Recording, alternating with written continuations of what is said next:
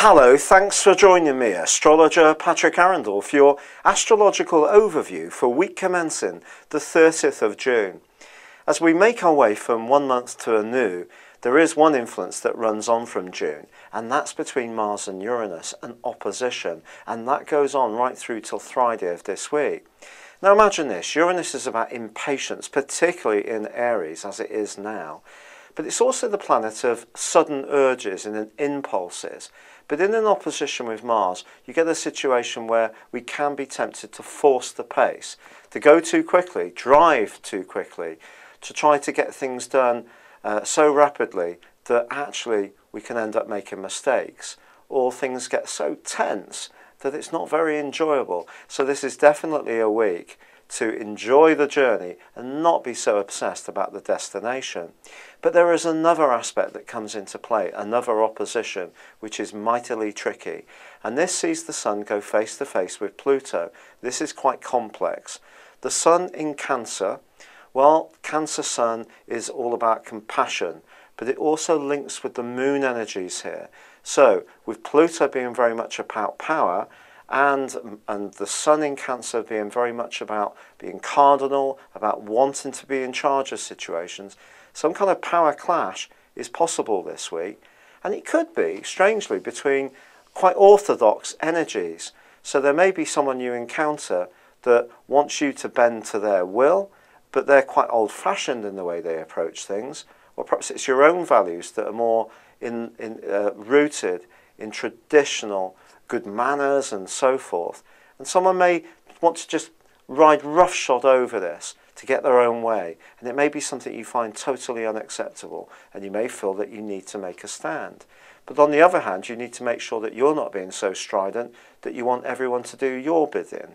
And it is possible with this week's complex skyscape. And then, of course, Mercury, the planet of communication, that still is twisting backwards in Gemini. And if ever there is a place for Mercury to twist backwards, I'd say it is in Gemini, perhaps Virgo too. They both are ruled by this particular planet. But even if there are some elements of your situation to do with transport, appliances, domestic appliances, anything to do with electrical or digital equipment that are proving unreliable, or systems need to be rehashed, then actually you can use this as a time to renew and refresh. A retrograde Mercury doesn't always have to be negative. It does have a positive side.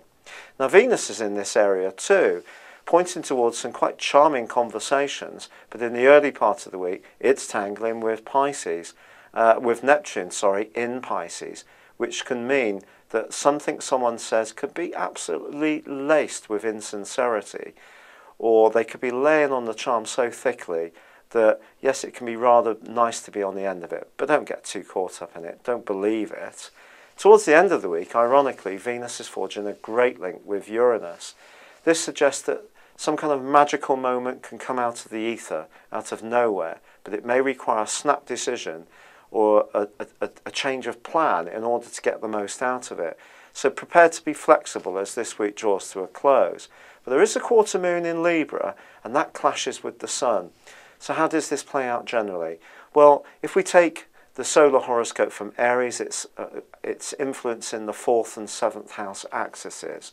So I really think there could be someone who's quite emotional, someone that you're close to, and you may find yourself playing the peacemaker between two warring factions, or perhaps someone seems so moody and out of sorts they're quite hard to reach out to.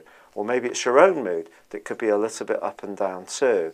We all need to be conscious that these powerful influences this week require us to just slow things down, not react by impulse, and just think about what the outcome would be if we do have our say.